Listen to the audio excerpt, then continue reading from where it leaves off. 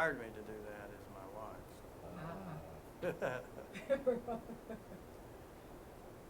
I'll just use. Hello and welcome. Appreciate you guys being here. We're excited that you're here. And yeah, we're excited that you're here. We're getting a little bit of a late start, but we are back with you. This is brotherT, and we're in the studio with some folks here that we're going to be discussing A Course in Miracles with tonight.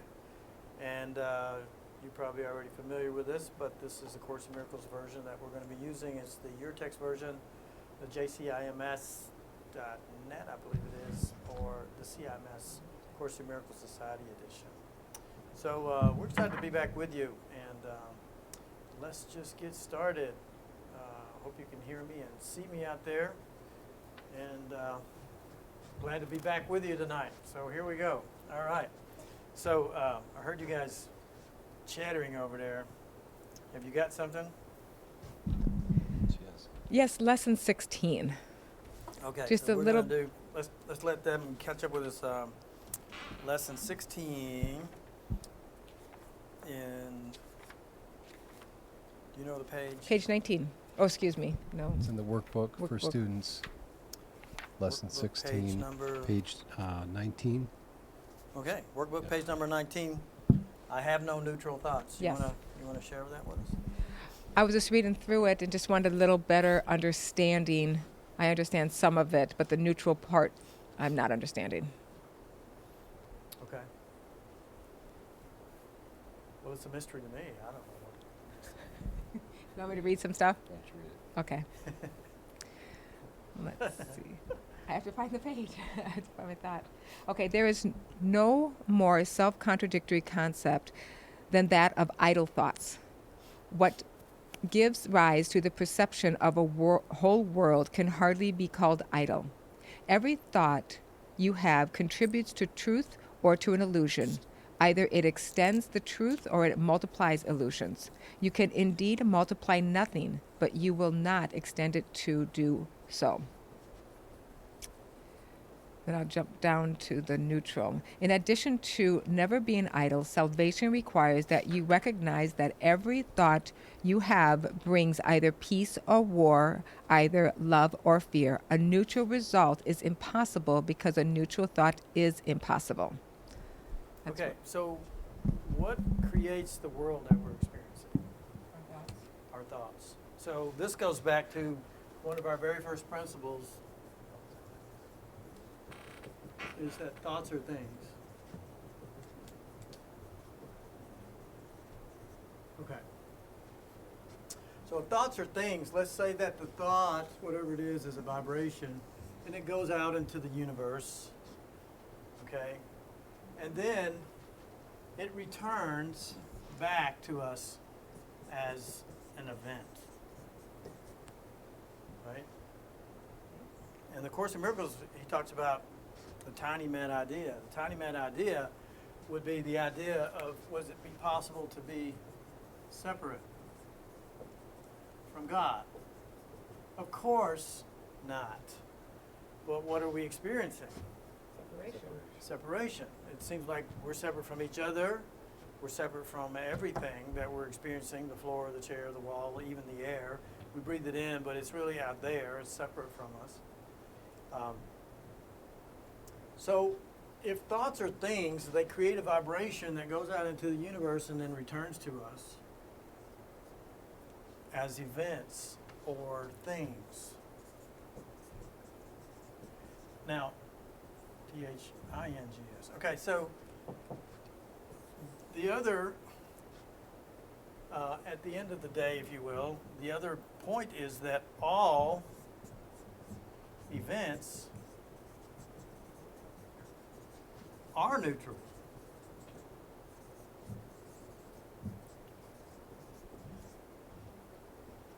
That's not an O, that's an L. Okay. All events are neutral. But this lesson says there are no neutral thoughts. Because a thought is either a high octave, let's say, or a low octave. A low vibration or a high vibration. A high vibration would be the vibration of love. a low vibration would be anything other than the vibration of love. Okay? And since thoughts actually are creative, you are the energy of the Creator in action. Every thought is creative. So if it's creative, it can't be neutral because something is going to occur. Something is going to be created from a thought. So he's trying to help us to see that what we're really beginning to move towards is what I like to refer to is the art of thought. In other words, choose your thoughts wisely. Now, you've heard me say before that there are the mind is split. Okay, and you've heard me say that God did not create you to be a thinker. Well, that's really confusing because our whole discussion is about thoughts and the lesson is about thoughts. But imagine, if you will, that we could be in heaven and that we do not have a thinking mind, and the only thoughts that we're experiencing would be thoughts that are joined in the mind of God. And God is another name for love. And love is a high octave, a high energy. It's a high vibration. It's creative. And so all and only, if we could say, the thoughts of God are thoughts of love, then all thoughts that are creative by God, Father, thy will be done, is saying, let your thoughts be mine. My thoughts and yours are one. We're moving from duality back to, or returning back to, the realization that we never were separate to begin with, and we created the experience of separation, and it's called and it obviously had to be experienced as duality, something other than one, something other than one. So the journey that we're on in discovering ourselves in this textbook, in this workbook, in this course, this curriculum, which it's brilliant in its presentation, but it just takes us a little while to get our head around it, is we begin to have a different vision of who and what we are. Okay, so who we are is a perfect child of God. We are a thought of love.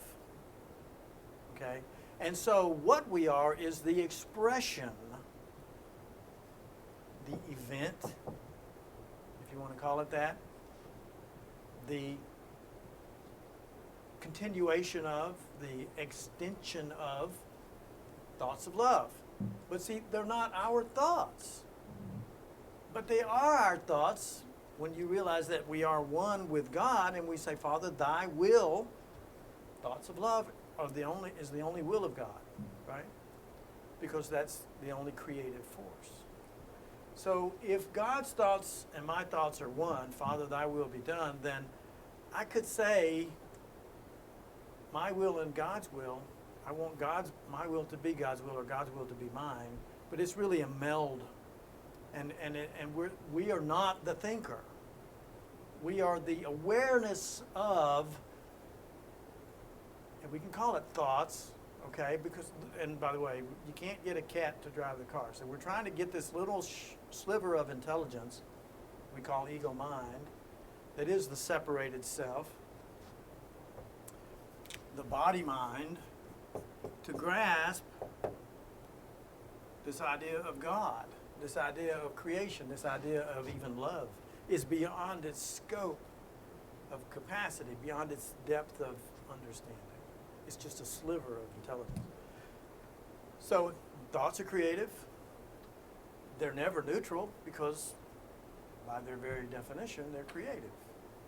What they create then are events, things in the world of form, in the third dimensional world.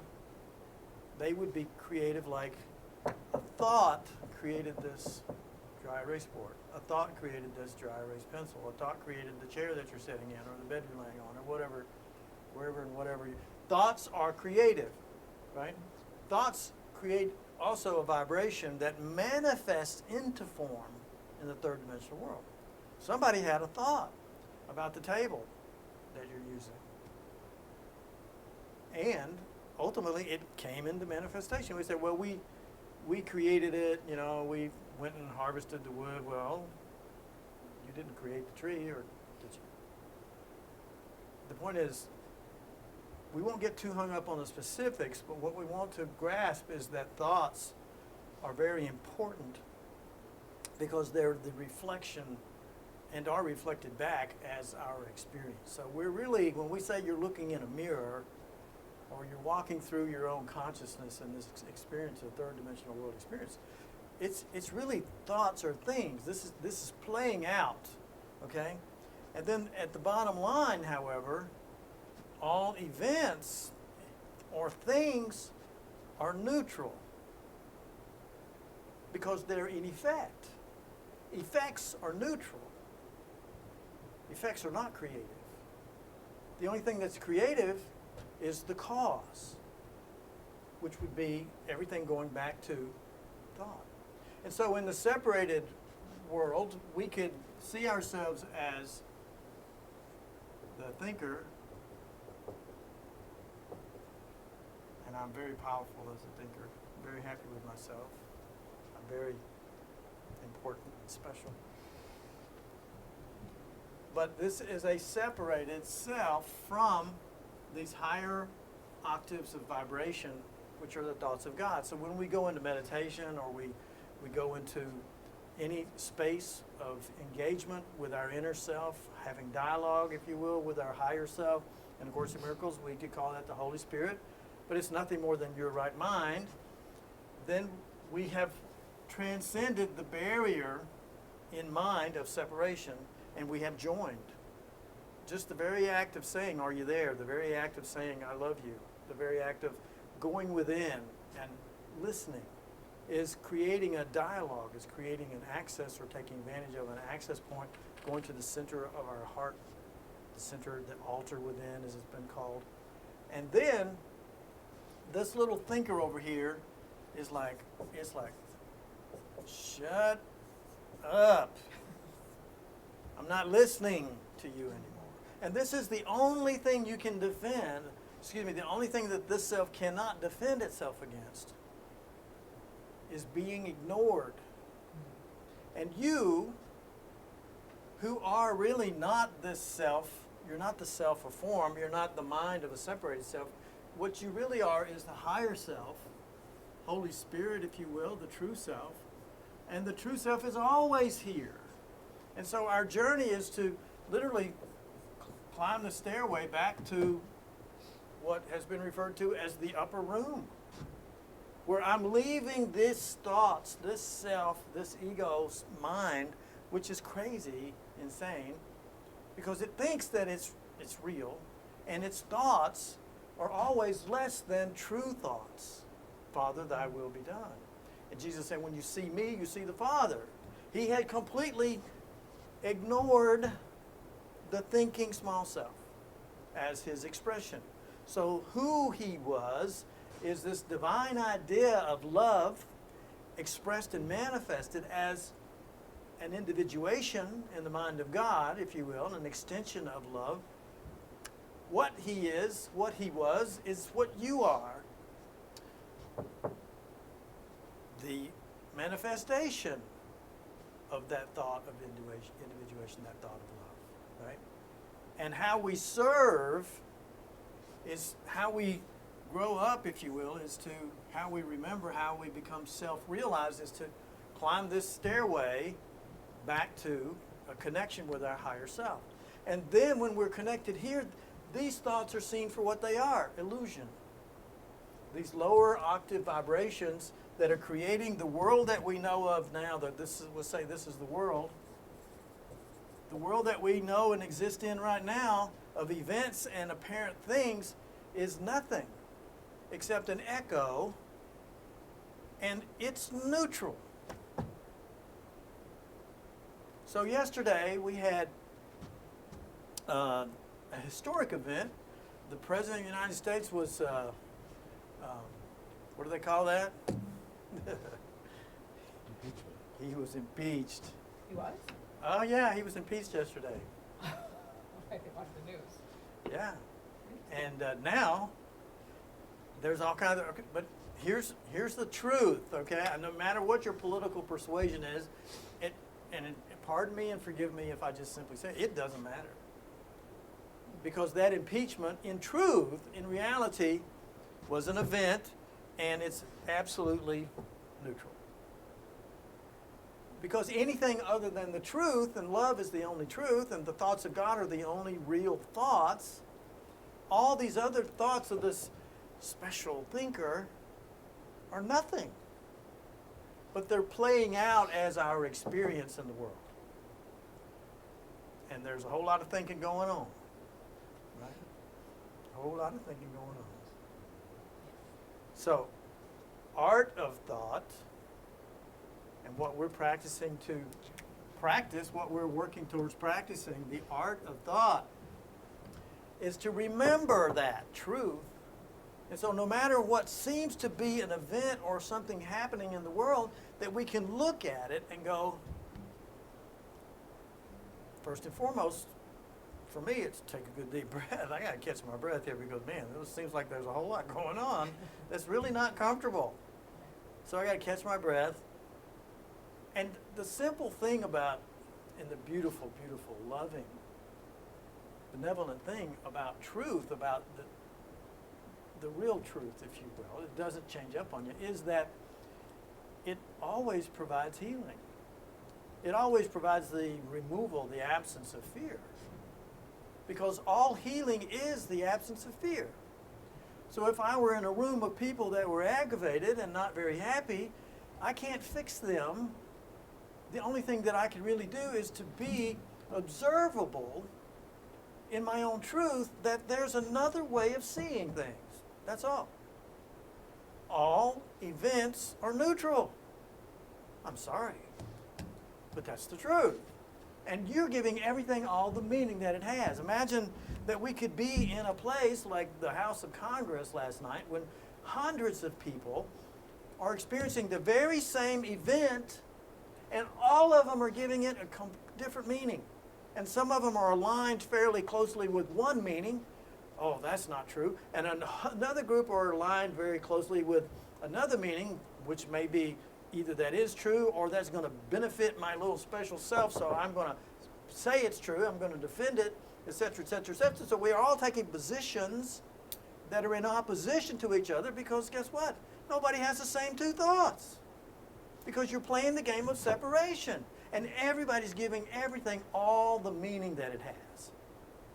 Because if you don't give it any meaning, it's neutral. And it's neutral because it never was anything other than a reflection of an earlier thought.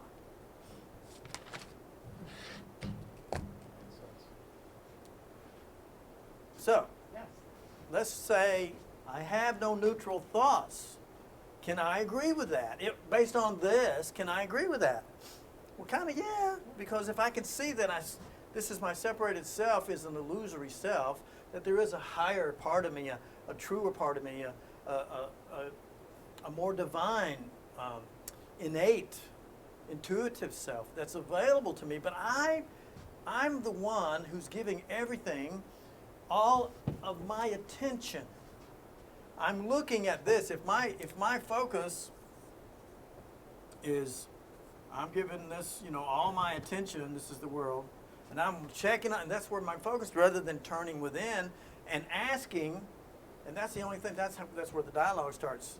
And it's a very simple question that I'll share with you. Write this one down and put it on your refrigerator and look at it over and over and over. Put it on a Post-it note, stick it on your monitor on your computer.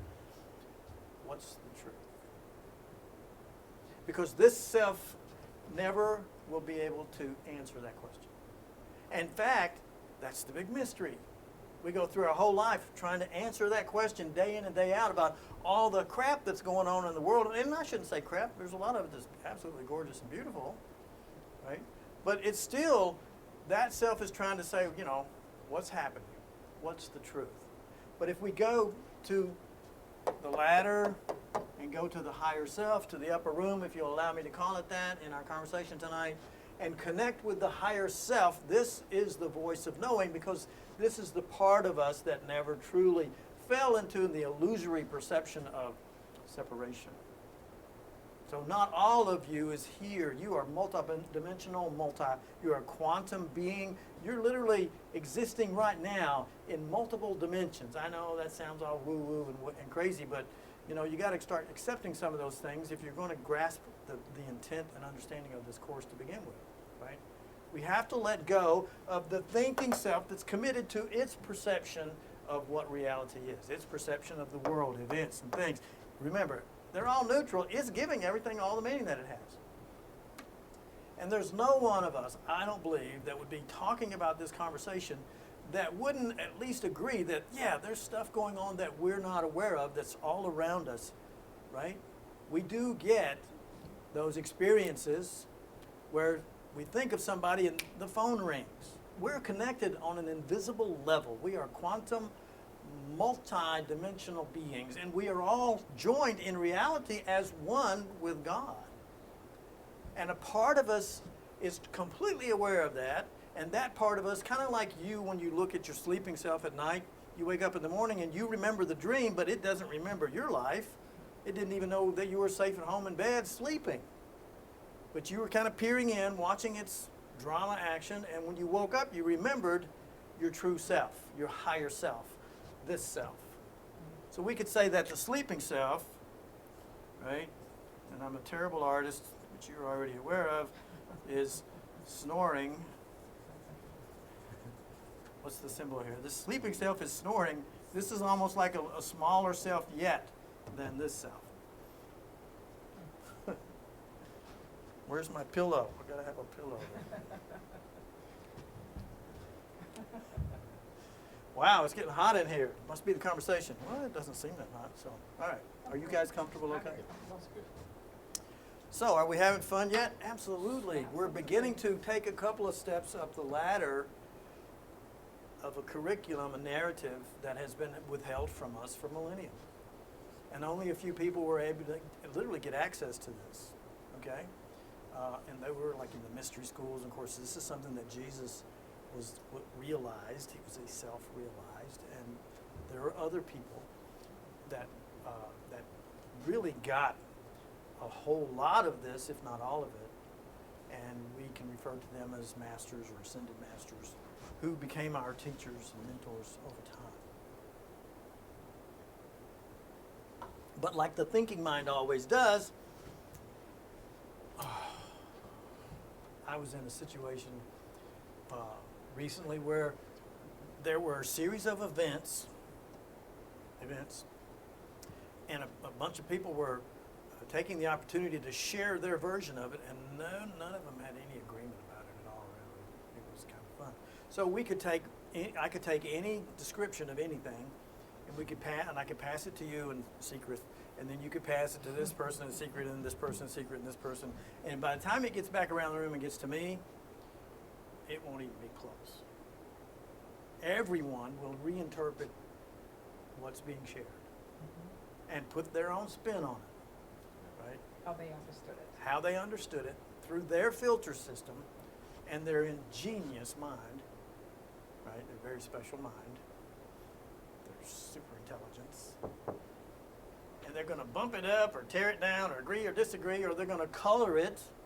And everything has a color. Conversation has a color. It's a vibration. Color is a vibration. So everything, we could say in the non-physical, but even in the physical, but everything has colors. I was in a store the other day, and they were talking about how many, I don't know, bazillion colors this TV has, you know, how many different color pixels it can actually resolve and produce. Yeah, I mean, it's really amazing. The more we drill down, we're just going to keep finding out that there's just more and more. There's never an end to God. There's never an end to mind. There's never an end to the creative energy of thought. Thoughts are things. No neutral thoughts. So what's our takeaway from this lesson? What do you think? Well, all your thoughts are powerful. They are indeed. They are to practice when a thought comes up, is it out of love or is it out of fear? So practicing thinking Yes. when you're ready to think. Does that make sense? The art of thought. The art of thought. Absolutely. Okay. And really what it is mind watching. That's what I was trying to So say. choose your thoughts wisely. Choose your thoughts. Choose your thoughts wisely. Yes. Before you do the next thing, which really gives them power, creative energy, before you speak them out loud. You ever been in a place where people were speaking low-level thoughts? And you can feel the energy? Yeah. Or have you been in a place where people are speaking high-level thoughts and you can feel that energy too? And as soon as we add the voice to our thinking thoughts, it is like, it reinforces it like a sound engineer with amplifiers and speakers reinforces a sound and gives it more power. It really becomes more creative as we add our own energy to it, our vocal cords. And we're adding vibration to it now in the world of form. Giving it more energy, our energy, is very powerful. So the art of thought is to, wait a minute, let's just shut up for a minute and let's think about that thought. Or and taking it to the next level, because here we're seeing we have a choice. Now, is this simply, we can ask a question, is this a loving thought or is this a unloving thought? Let's just make it simple, right? Because it could be a variation anywhere along that spectrum, right? But we know that it's either, we have a sense of knowing that it's either loving or unloving. We know, right? We have an innate self, right? So we ask the question. And this special little self here says, oh, I know, I can do this by myself. Because I'm just that special. I'm just that good. I know exactly what I need to do. I know what I need to say. I know my position is right and everybody else's is wrong. Or, well, even if they're not all that wrong, I know mine's more right than theirs. And everybody should just agree with me, and then the world would be a great place. It would be a super, super nice place. But rather than listening to that mind, and that's what that mind does, that the thinking self is going to, it's like a broken record, and it can't help itself from just skipping around and keeps playing the same song over and over and over. I'm special, I'm special, I'm special. And I need to get other people to agree with what I believe so that I can be validated in my specialness. It believes it's only true and real in its own assumptions if it can get something outside of itself to agree with that, right? So here's the humiliating thing, and what's so uncomfortable about this practice is what you really need to do is just shut up and turn within and ask the higher self question number 2. The first question was, is this a loving thought or an unloving thought? The second question is, what's the truth? What's the truth?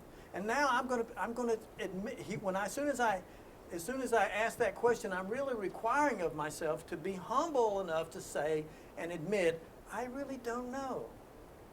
And even if I think I know, I'm thinking. I'm still separated. I'm not joined. But as soon as I ask that question, right, or even a series of questions that leads me to it, right, I have now become joined in mind, and I'm no longer separate. Not in mind. I mean, I have my physical self still looks separate to whoever's looking at me from the outside. But as soon as I turn within and ask that question, right? And you've heard me say this before anyway, but my go-to question is, are you there? That's just immediately say, are you there? And then the echo I always get is yes, and it brings a smile to my face, and of course, and then it's I love you. I love myself.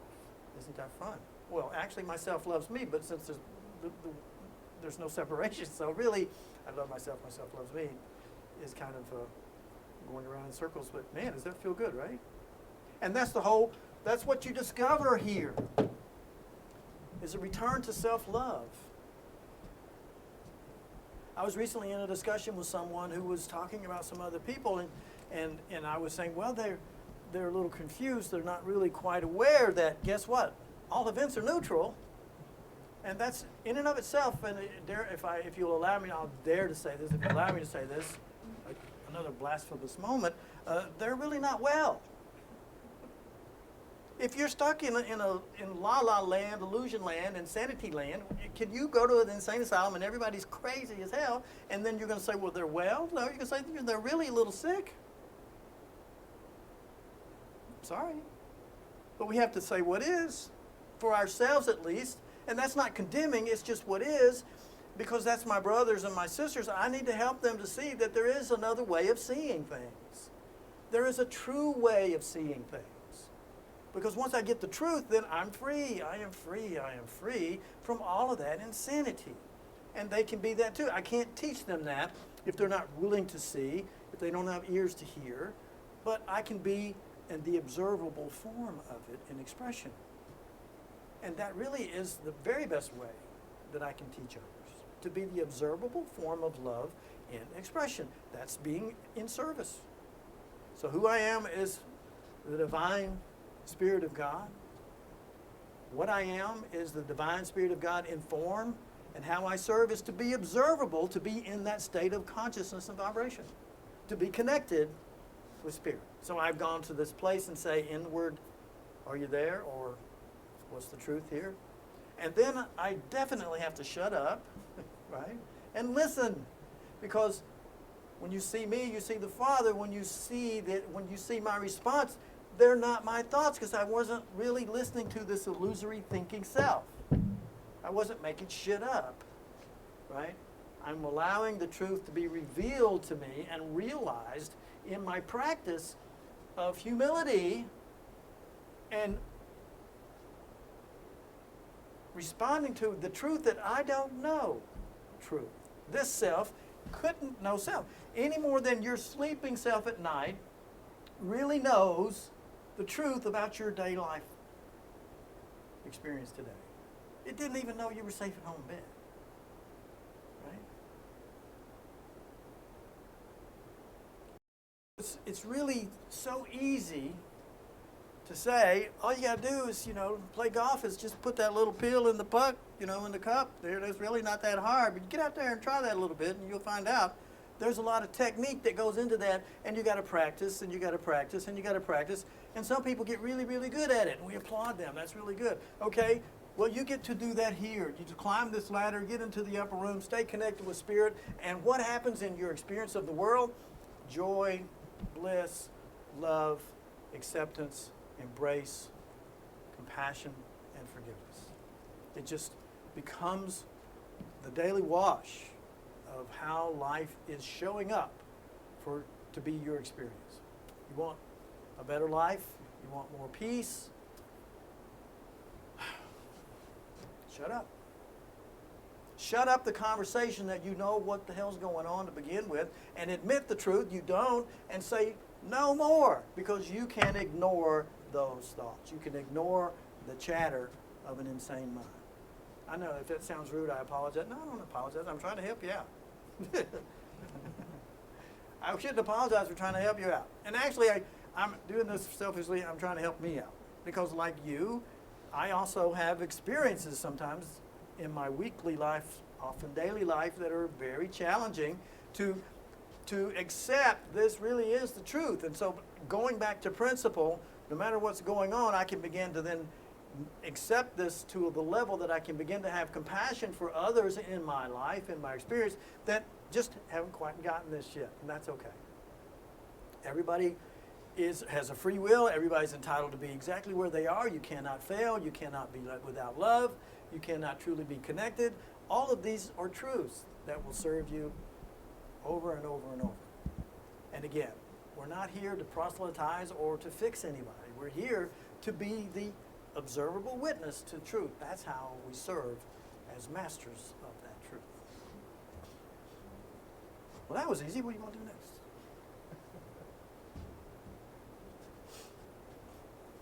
I don't have any more questions.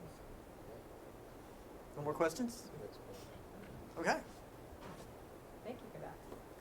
Well, that was fun. I always pick fun ones, don't I? You always pick fun ones. So I'm going to go to How about this? It's Christmas. Yeah. Right. By the time we get together again here, it'll be Next year. the 26th of December, right? Yeah. Not quite next year, but really close. And we're celebrating this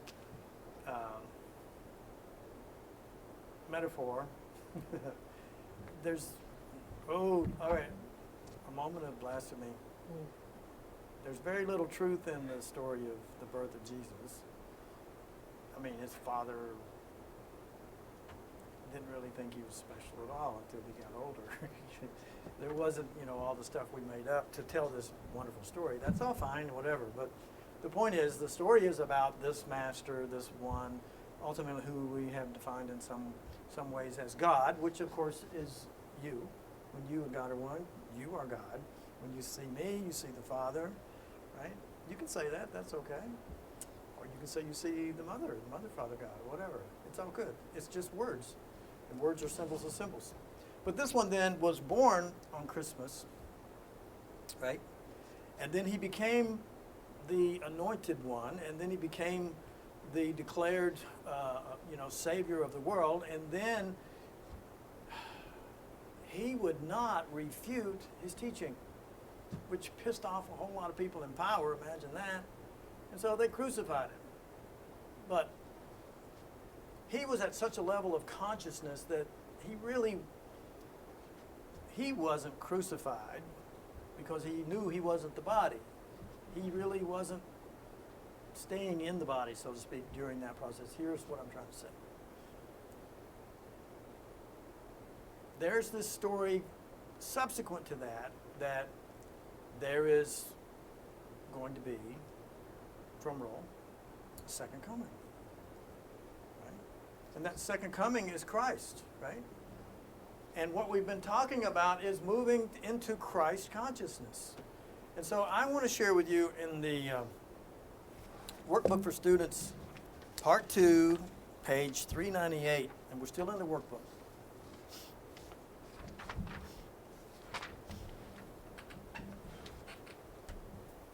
$3.98 in the workbook. Okay. Are you there yet? Because this is our Christmas version of Brother T's Course in Miracles Gathering, episode 16. Merry Christmas. Why not have a little fun? And this title is entitled, What is the Last Judgment? This is definitely going to be blasphemous. Christ's second coming gives the Son of God the gift to hear the capital V voice for God. That would be the Holy Spirit. Nothing more than your right mind. And who is the Son of God? Who is the child of God? Who is the daughter of God? Don't get hung up on the gender specific, using the masculine throughout this book. If you got resistance to that, I get it.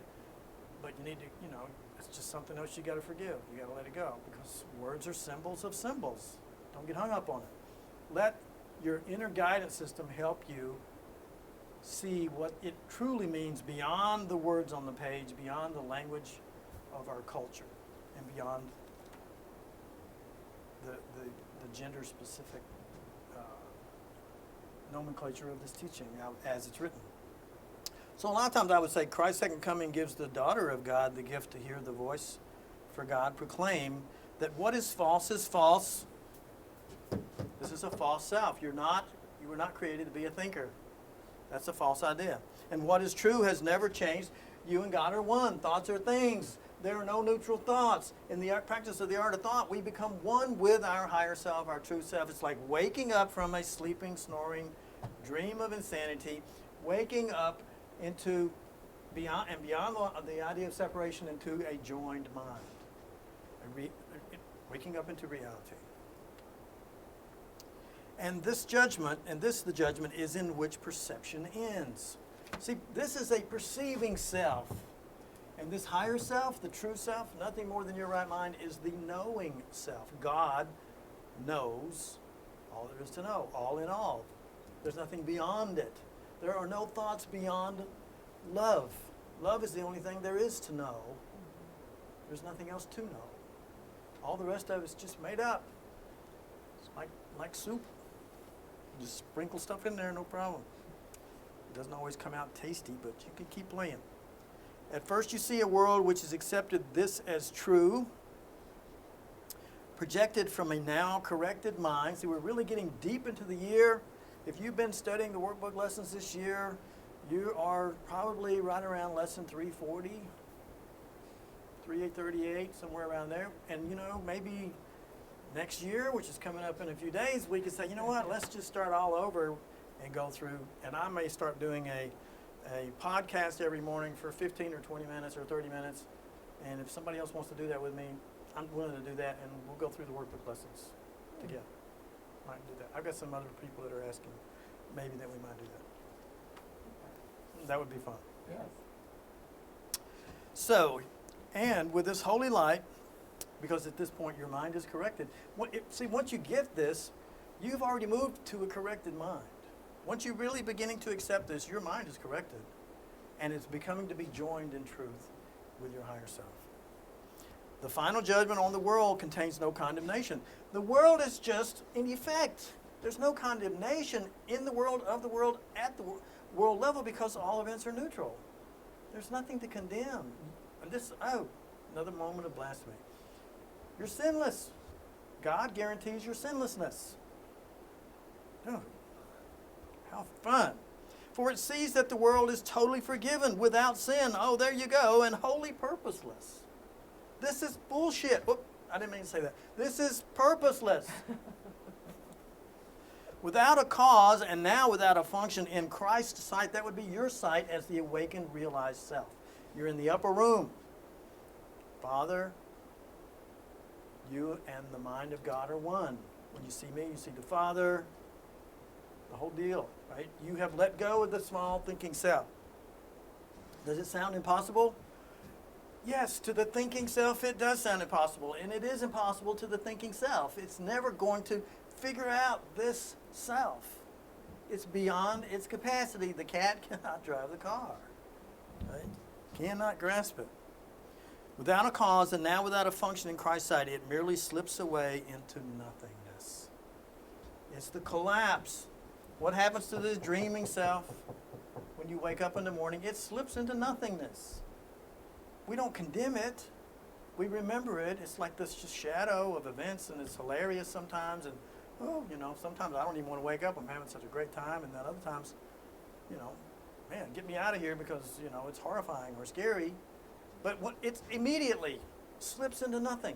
As soon as I wake up out of that dimension of construct that I have created, a world of events and things that never really were.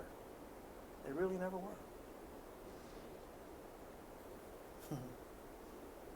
And all the figures, there it was born, where in my mind, in my imagination, in my dreams, and there it ends as well. And all the figures in the dream in which the world began go with it. So bodies now are useless and will therefore fade away because the Son of God is limitless. Right?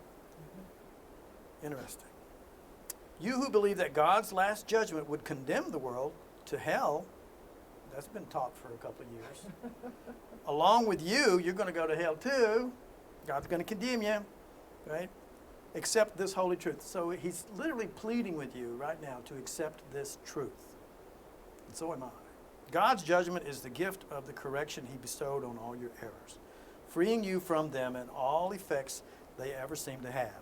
To fear God's saving grace is but to fear complete release from suffering, return to peace, security, and happiness, and union with your own capital I identity.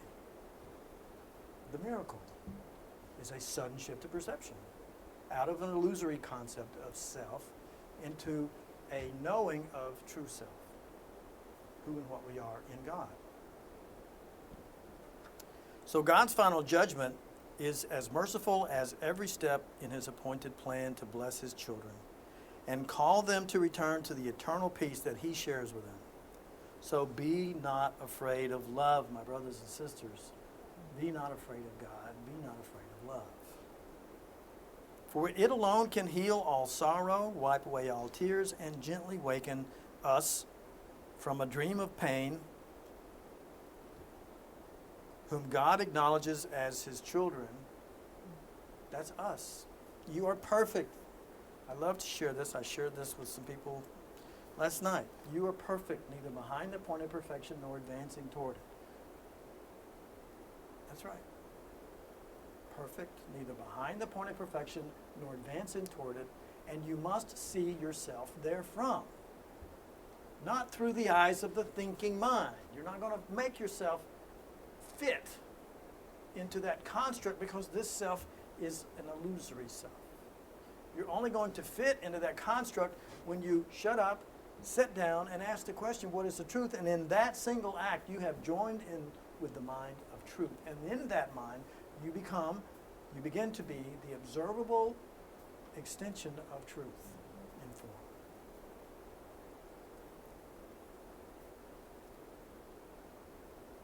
So be not afraid of this. Salvation asks, you give it welcome. Another way of saying that is enlightenment asks that you give it welcome, embrace it, allow it. Allowance is a big part of self-realization. Getting this mind to shut up, or at best, to just ignore it, and so it doesn't matter if it shuts up or not if you're no longer giving it your awareness. I'm not paying any attention to that. And the world awaits your glad acceptance, which will set it free. You set the world free. You set the world free of what? Your judgment, or the judgment, I should say, of the small self. You set the world free. When you say and accept and begin to live the truth that all events are neutral, there's nothing to judge. This mind is completely incapable of judging. Just like the sleeping self is completely incapable of judging the life you're living right now, it has no clue of the reality of the life you're living. This is God's final judgment. Here it is. You are still my holy child, forever innocent, forever loving, and forever loved. As limitless as your Creator, and completely changeless and forever pure. Therefore, awaken and return to me. I'm your Father, and you are my Son. That is the second coming. You are the second coming. You are Christ. When you wake up to the same realization that our brother Jesus woke up to, how could you be anything less? And therefore, that's why he said, when you see me, you see the Father.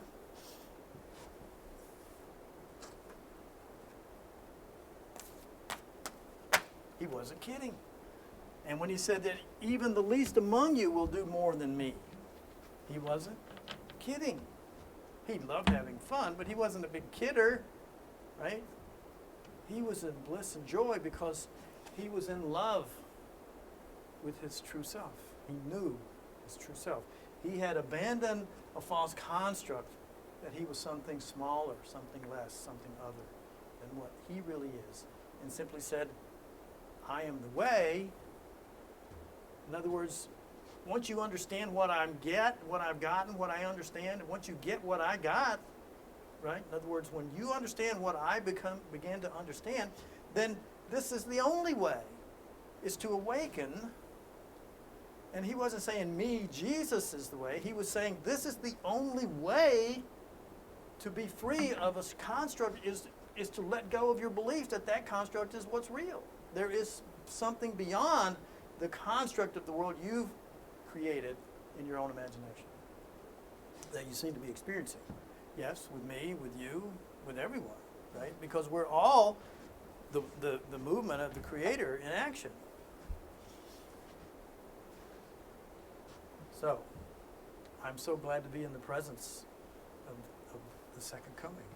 This is awesome. So we can celebrate Christmas big time. Definitely. So smiles all over the place around here, so I hope there's smiles where you are. That's right.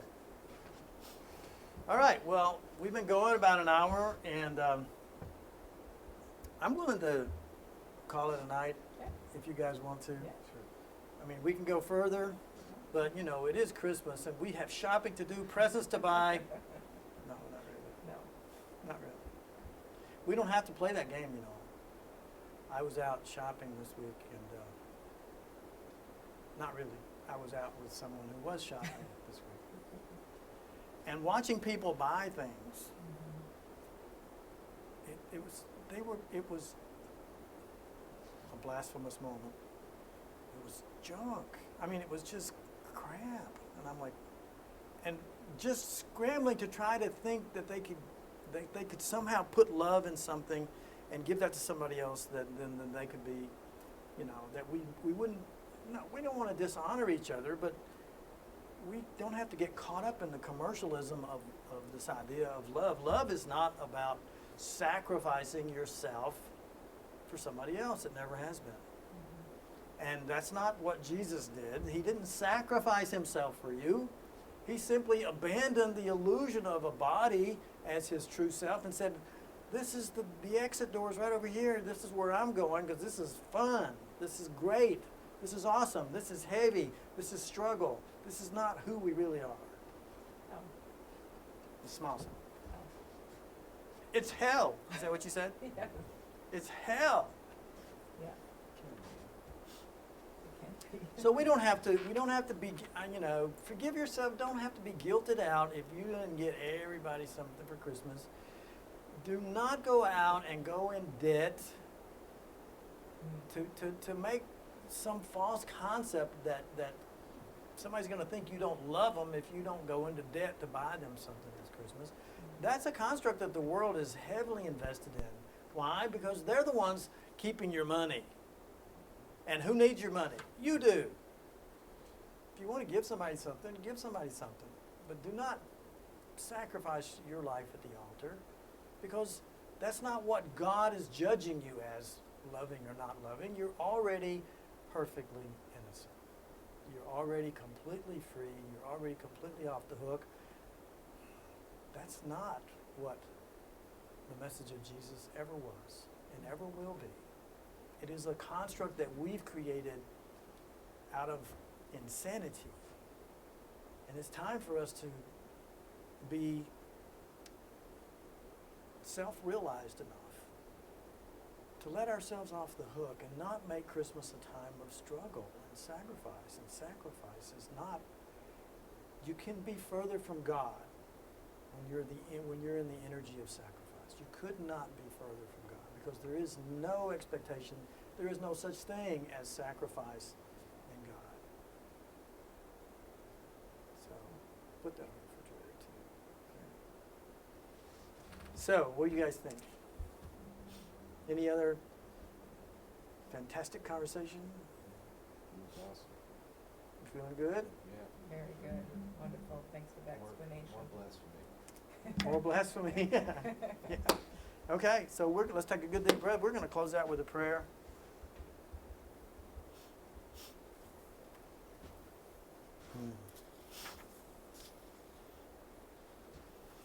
So I'm going to get a little closer to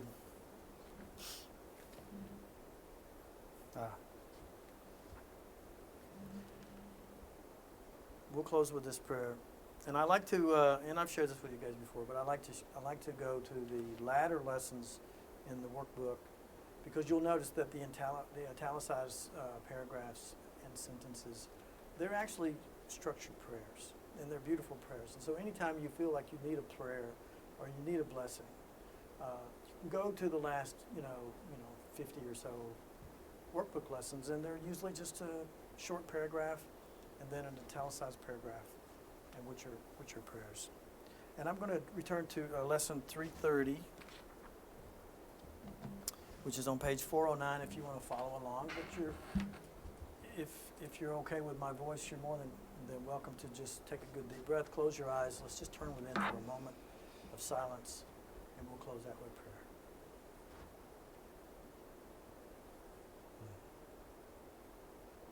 So we begin this prayer by going within and simply asking, are you there? And we listen. We recognize we are now joined in mind with love, with all that is, the all in all. Father, I will not hurt myself again today. Let us this day accept forgiveness as our only function. Why should we attack our minds and give them images of pain?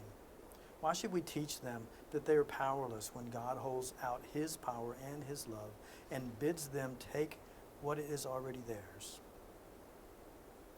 The mind that is made willing to accept God's gifts has been restored to spirit and extends its freedom and its joy as is the will of God united with its own. When you see me, you see the Father. Father, thy will be done. You and I are one. The self, capital S self, the true self, the Holy Spirit, nothing more than your right mind, which God created, cannot sin and therefore cannot suffer. Let us choose today that He be our identity. Let the higher self be our identity. Let's allow ourselves to be humble enough to recognize our grandiosity in spirit, and thus escape forever from all things that the dream of fear ever appears to offer us. Father, your children cannot be hurt. And if we think we suffer, we only fail to know our one true identity that we share with you. We would return to it today, to be free forever from all our mistakes and to be saved from what we thought we were. In this, we truly are the second coming. Yes, my brothers and sisters, you are the second coming. And in this truth, we feel the joy and the wash of love, the vibration of allowance and acceptance, forgiveness, gratitude, and compassion. Have a Merry Christmas. I love you. And so it is. Beautiful.